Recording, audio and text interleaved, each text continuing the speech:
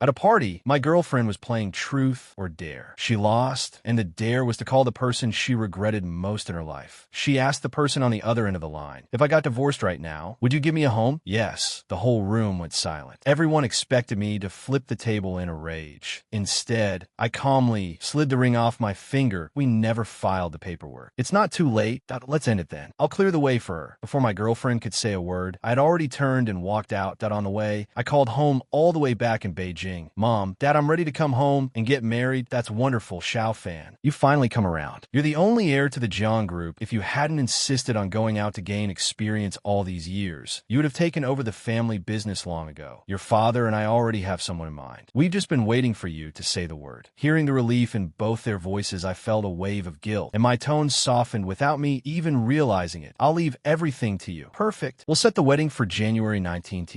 How does that sound? When are you coming back? Would you like to meet the other party first? I can arrange something soon." My mother was off and running, rambling with excitement, and a nonstop chatter was already giving me a headache. Honestly, I didn't care who I married. I couldn't muster any interest in it at all. I cut her off. "I just want to get home and take some of the load off your shoulders. The marriage arrangement is secondary. There's no need to meet beforehand. Just plan the wedding. I'll be back the day before." The moment I finished speaking, the bedroom door was pushed open from outside. I turned instinctively at the sound and saw Bai Ningbing walk in with a frown. "Wedding? What wedding?" Faced with her confusion, I ended the call without missing a beat and came up with a quick cover story. "A friend's getting married. He want me to be his best man." Bai Ningbing's expression relaxed when she heard that. She didn't ask anything further. I set my phone on the table and headed into the bathroom. A moment later, the sound of running water filled the room and the phone on the table lit up. The notifications kept coming one after another. After a moment's hesitation, I tapped the screen. A message from the contact labeled Shen Haoyu had popped up. "Oh, you still remember what you said back then? You're not actually thinking about marrying Jiang Fan, are you?" Something tightened in my chest. My hand stilled for a moment, then I slowly scrolled up. There was a message Bai Ningbing had sent over 10 minutes ago. "Shen Haoyu, your 28th birthday is in 33 days. Do you still remember what you promised me? Do you still remember what you promised me back then?" I set the phone back where it was, leaned into the couch, and let the memories wash over me. T18.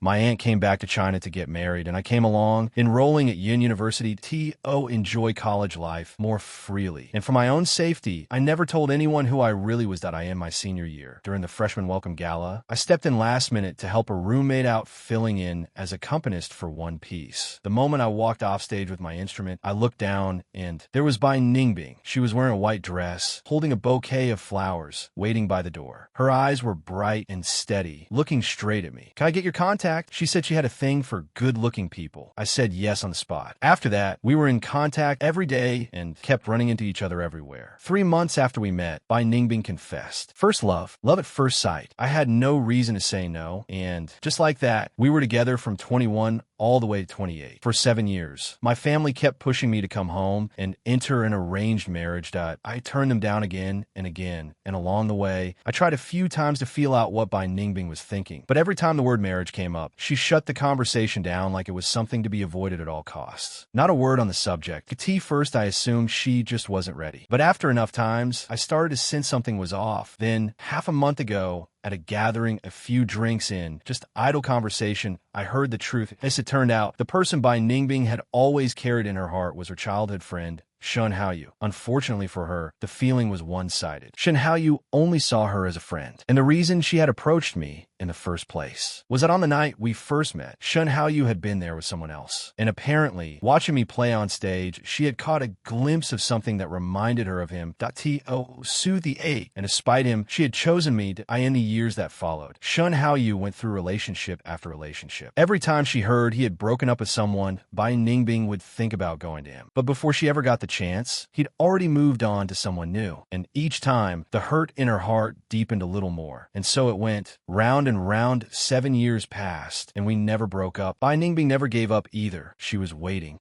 for Shen Haoyu to come around. Waiting on a joke he had made one night when they were young, and he'd had too much to drink. Bing, if neither of us is married by the time I turn 28, why don't we give it a shot? So every year she would ask him about it once. And this year, she had finally made it. Shen Haoyu's 28th birthday was approaching. Going through the messages on Bai Ningbing's phone, I laughed quietly to myself. 33 days until Shen Haoyu turned 28, and also the date I had quietly chosen for myself to end things, go home, and get married that I watched by Ningbing disappear into the study. Then got up, turned off the light, and lay back down that I'm not sure how much time passed. In the darkness, the sound of quiet footsteps, a faintly glowing phone placed on the nightstand, someone settling in behind me, then a long silence, until the slow, shallow rhythm of breathing beside me settled into something steady that I opened my eyes again, reached over, and picked up by Ningbing's phone. I tapped back into the same conversation and found 4 new characters had been added. Nimbawang roughly. I have never stopped thinking of you. Simple words. But I could picture exactly what it had looked like when she typed them. Probably biting her lip lightly, eyes fixed on the screen, typing out something long and heartfelt, then deleting it all, carefully choosing each word, terrified of letting her feelings show too clearly, and just as terrified of them not being noticed at all. The kind of careful, guarded tenderness it only ever came out when Shun Haoyu was involved. I lay there thinking, and a bitter smile pulled to the corner of my mouth. She had been living for that promise the one tied to his 28th birthday, waiting for him to say yes.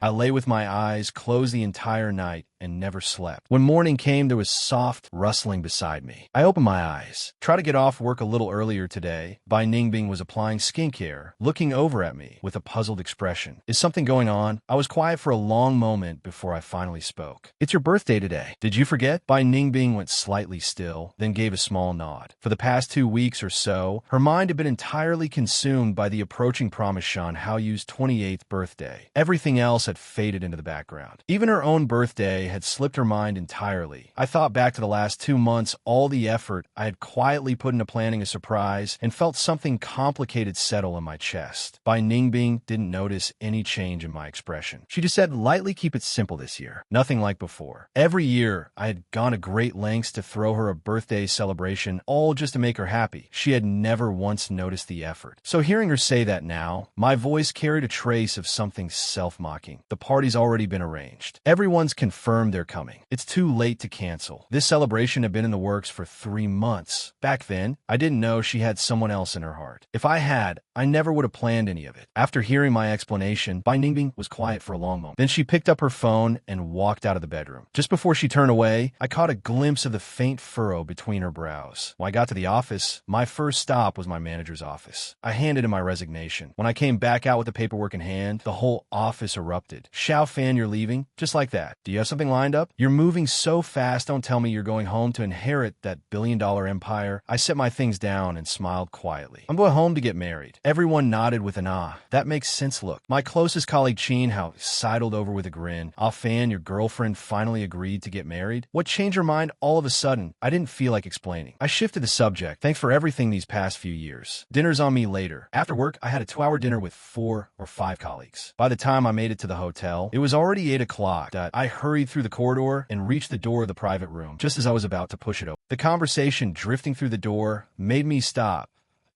It's so cold outside, who's Bingbing going to pick up? Who else? Shun Haoyu. I was standing close enough to hear Shun Haoyu told her he was coming back today, and she practically flew out the door to meet him.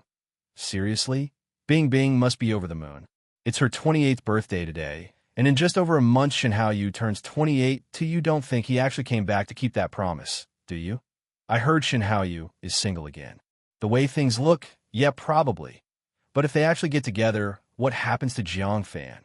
We've been keeping this from him for 7 years. He doesn't even know Shun Haoyu exists. He's been devoted to Bingbing this whole time. What can you do? Bingbing fell for Shun Haoyu and never got back up. If Shun Haoyu does follow through on the promise, she's dropping Jiang Fan, that's 100%. Just bad luck for him. At least he doesn't have any real background. If it comes to a breakup, it'll be easy to deal with. Sure, he's been good to all of us and to Bingbing all these years, but we're Bingbing's best friend that we have to stand by her. When it actually happens, let's not make things hard for Bingbing. We'll handle it ourselves. Send him off with a car, maybe some gifts. Call a breakup settlement. I stood outside and listened to every word without moving. I'd already made my peace with leaving, and unlike 2 weeks ago, I didn't feel the sharp sting of it anymore. If anything, I found it almost funny. Bai Ningbing was going to break up with me, and she was going to have her friends handle it for her. 7 years, and this was what it amounted to. The only difference was that this time, I was the one leaving first. Just then, a few servers came rolling past with drinks. I stepped back to make way. The door swung open and the chatter inside cut off instantly. That I walked in smiling, as if nothing had happened, and made my rounds greeting everyone. Then Bai Ningbing came through the door again, this time with a stranger beside her. I looked at the man. There was a faint resemblance between us, maybe 3 or 4 out of 10. I watched without expression as Bai Ningbing led him around the room, making a full loop before finally stopping in front of me.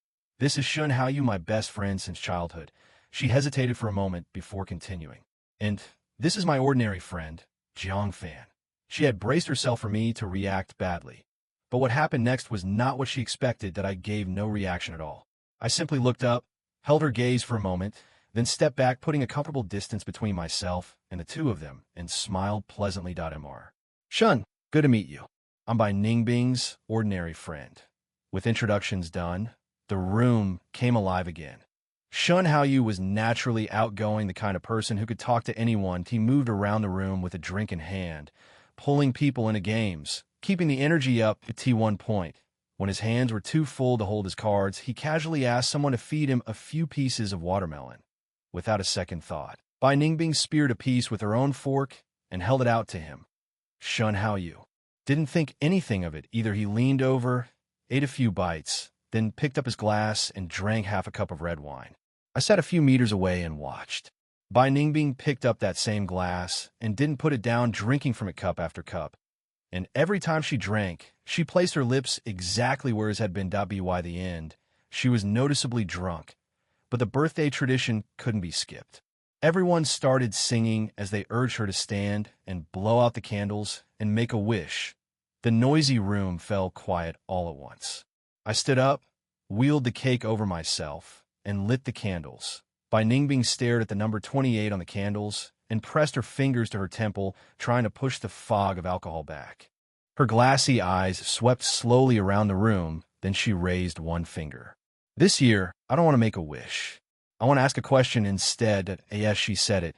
She pointed straight at Shun Haoyu, her gaze unfocused but burning, landing squarely on him. Haoyu, you're almost 28 too. I want to ask you something. Do you have a girlfriend right now? The question landed like a stone. Everyone around the room exchanged glances. Shun Haoyu blinked at the sudden attention from all sides, then answered no, he didn't. A brief silence followed. Then someone let out an excited gasp, and the room erupted. Several of her closest friends, already well into their drinks, jumped to their feet and started pushing a tipsy Bai Ningbing and Shun Haoyu together, cheering them on. I sat perfectly still in the middle of all the chaos, calm and composed, playing the role of the clueless, ordinary friend who didn't know a thing. The scene went on until well past midnight. When the party finally wound down and everyone had gone, I helped Bai Ningbing into the car. She was still floating in the happiness of the evening, leaning into me, speaking freely. Her voice broke into something close to tears. Shun Haoyu, don't go. Stay with me. Okay. Why can everyone else have you but me? I've waited for you so many years. Every single day. The driver in the front seat had been quietly listening the whole ride and was stifling a laugh. As we pulled up to drop her off, he caught me helping the drunk woman out of the car and couldn't resist. Sir, your girlfriend really loves you. I gave the driver a small, even smile. She loves Shun Haoyu very much. But I'm not Shun Haoyu. The next morning, Bai Ningbing woke up remembering what had happened the night before. She grabbed my arm and immediately started explaining herself. Fan, last night, I got pushed to drink a lot the moment I arrived. I probably said some nonsense. It was just the alcohol talking. Don't take it to heart. I hadn't expected her to remember, and I hadn't expected such a flimsy excuse. But I stayed calm and played along, gave a small nod, and said simply, "It's fine. I know." For some reason, staring at my face completely unreadable, and then thinking back to how I had reacted when she introduced me to Shun Haoyu, Bai Ningbing felt a vague, creeping unease. Something felt off, though she couldn't put her finger on what. She quickly changed the subject. I got so caught up drinking with everyone last night, I kind of left you to the side. Jiang Fan, are you a little upset? What if we go on a date after work today? Upset? I've got something to take care of this afternoon. I'm not going. The more flatly I refused, the more Bai Ningbing insisted she had to make it up to me, that I couldn't talk her out of it. So I agreed. That evening I got dressed and was just about to head out when a message came in from Cheen. How fan did you not tell your girlfriend you resigned? She just came looking for you. She seems pretty upset right now. Before I finished reading, Bai Ningbing's call came through.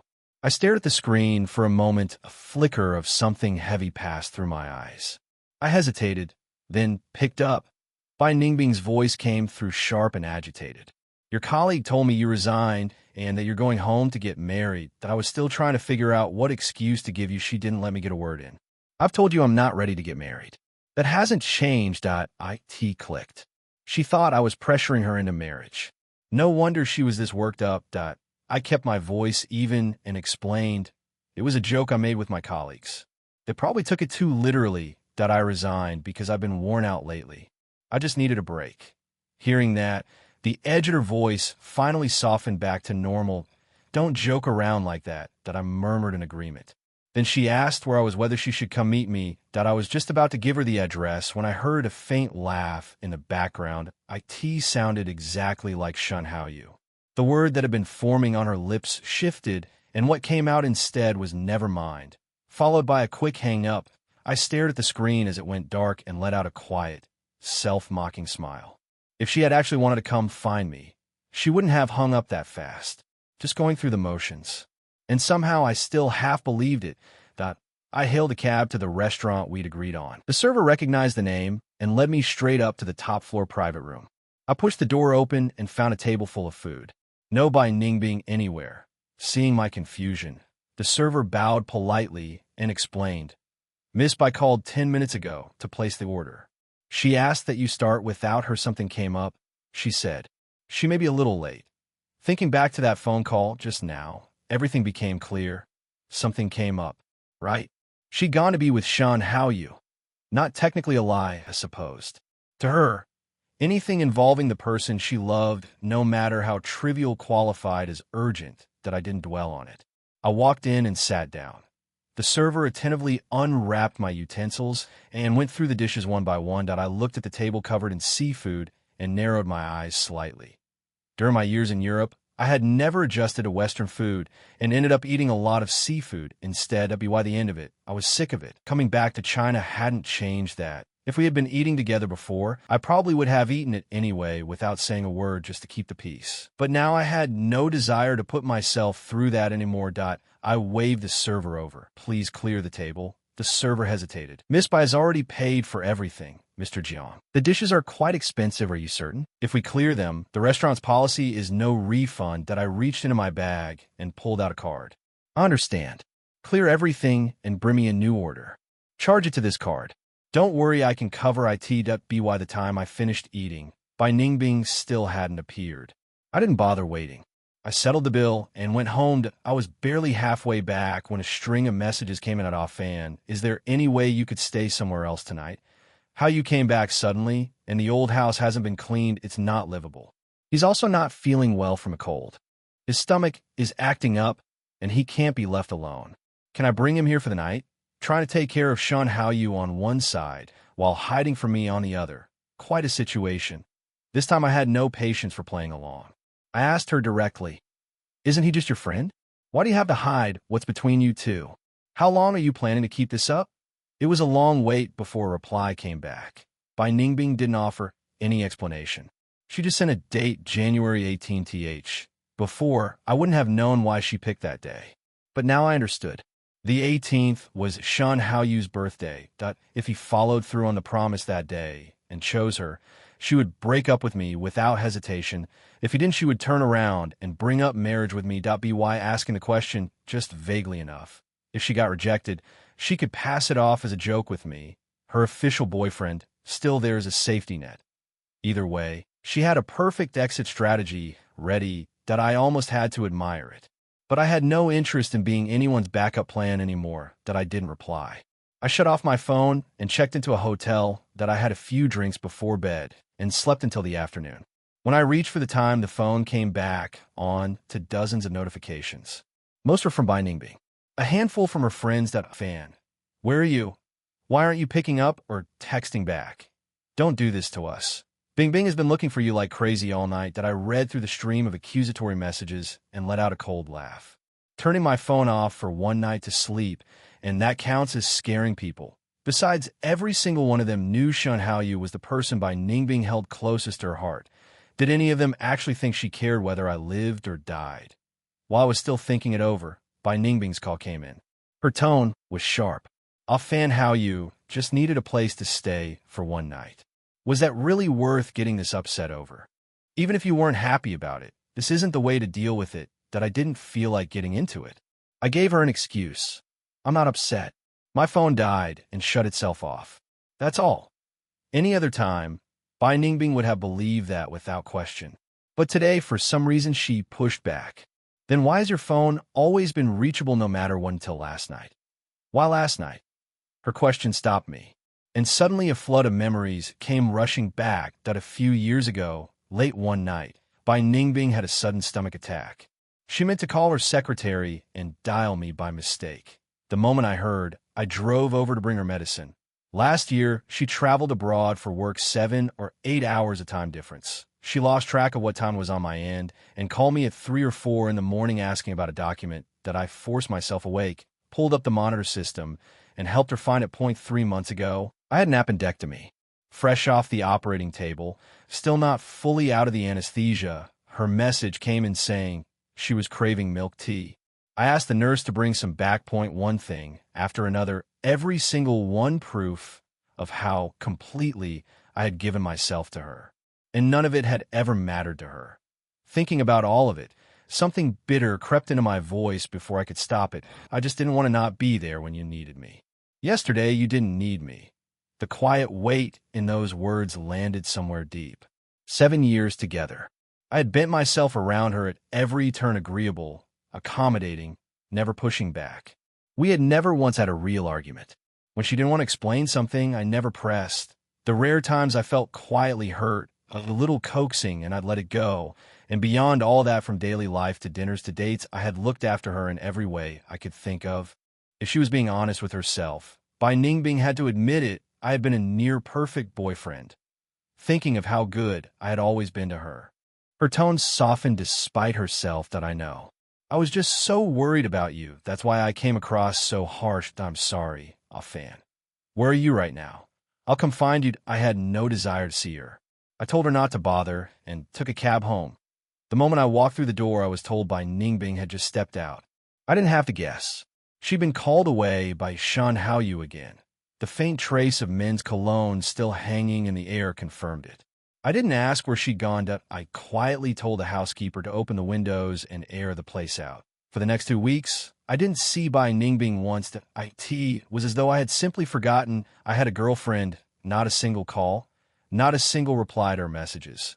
Through Shun Haoyu's social media, I kept easy track of where they were, but I had no interest in confronting her about it, or in digging into whatever she was thinking. As far as I was concerned, every day now was just a countdown that I had no energy left to spend on someone I was already preparing to say goodbye to. On New Year's Eve, snow fell. I was in a decent mood. I spent the evening watching movies by the floor-to-ceiling window. Around midnight, fireworks and firecrackers erupted outside. I was starting to feel tired, so I leaned back in the rocking chair and scrolled through my social feed when footsteps suddenly broke the quiet outside the bedroom door. I pushed myself up and then stumbled by Ningbing, completely drunk. She lurched in and dropped a mountain of shopping bags on a couch, then started tearing them open one by one right in front of me. I just bought you 2 scarves. It's snowing so hard outside. Fan, are you cold? Fan, this is a Rolex I bought a few days ago, your New Year's gift at the, oh, you like it? As she talked, she kept pressing gift after gift into my hand. I felt suffocated and unwound the scarf. She grabbed my hand and started apologizing. I'm sorry I've been so busy lately. I haven't had time to come home. Are you upset with me again? And last time, I shouldn't have stood you up like that. Fan, can you forgive me? We'll be good from now on. I promised that. She said it. Bai Ningbing leaned in and tried to kiss me. The smell of alcohol was overwhelming that I had no idea what had gotten into her, but I coaxed her into the bedroom regardless. Once she was asleep, I tidied up the bag strewn across the living room and picked up my phone. Social media was flooded with New Year's couple posts. The one that caught my eye most was Shun Haoyu's a 9-photo grid. All of him and some girl in the snow. The caption was interesting too. Meeting the right new person on the first snow. Seeing that, everything clicked. No wonder Bai Ningbing had come stumbling home drunk, showering me with gifts and affection out of nowhere. The person she loved had gone and found someone new. Of course, if it weren't for that, why would she have thought of me at all? A flicker of something sardonic passed through my eyes. I reached up and unclipped the watch from my wrist, setting on the table. Over the next few days, Bai Ningbing was like a different person, going nowhere, staying home, saying she wanted to spend time with me. When my stomach was off, she sat quietly by my side and made congee. When I lingered a little too long on a travel ad, she started planning a trip for us after the new year. Maybe she'd been hurt. She was treating me better than she had in a long time. But I wasn't moved. I watched Bai Ningbing play the role of a devoted girlfriend, watched her bustle around on my account, and felt not a trace of guilt. Let her last stretch of effort count as paying off an old debt. Thinking of it that way, I felt lighter than ever. After the snow stopped, my mother sent through photos of several suit styles and asked which I preferred. I held up my phone and flipped through them one by one, zooming in on the details. I must have been too focused because I didn't notice Bai Ningbing tiptoeing up beside me until she reached over and slipped the phone right out of my hand, and I turned and caught the expression on her face go cold. "A wedding suit. Why are you looking at wedding suits?" I didn't even blink. Didn't I mention it before? A friend's wedding is coming up. There's been an issue with his suit, and he's picking a new one. He asked me to weigh in. That MY expression gave nothing away. Bai Ningbing let her suspicion settle, handed the phone back, casually added, "I forgot. When's the wedding again?"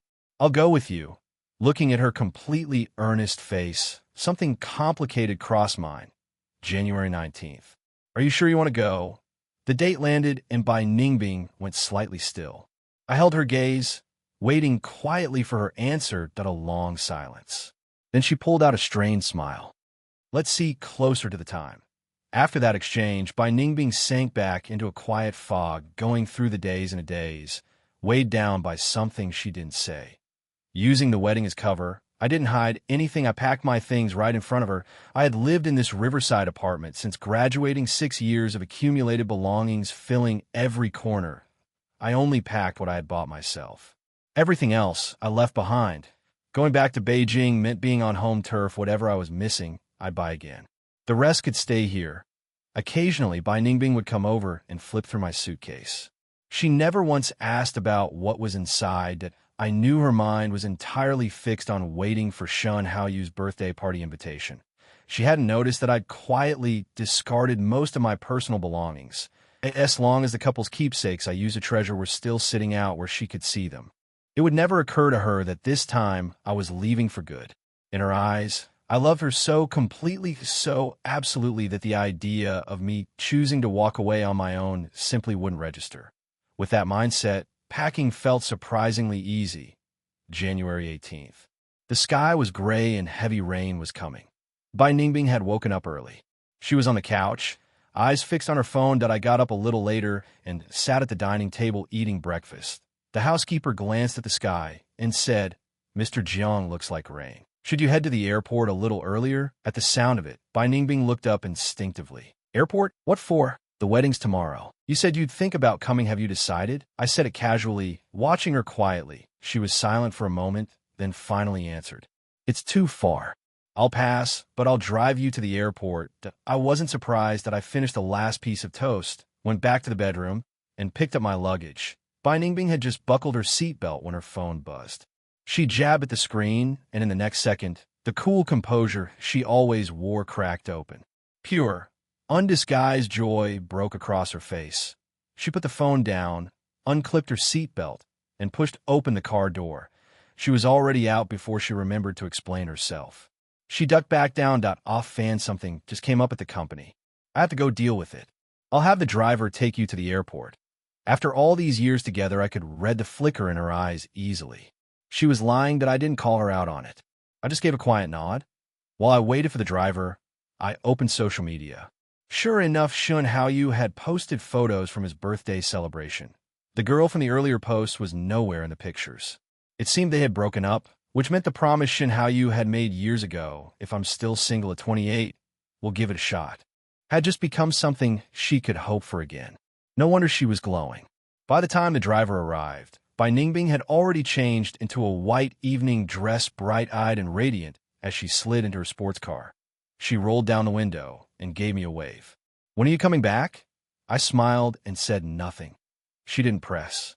She sped off in the sports car and was gone. I settled into the passenger seat and watched that car disappear from view before quietly telling the driver, "Let's go." A light rain had begun to fall, streaking the windows, blurring everything outside.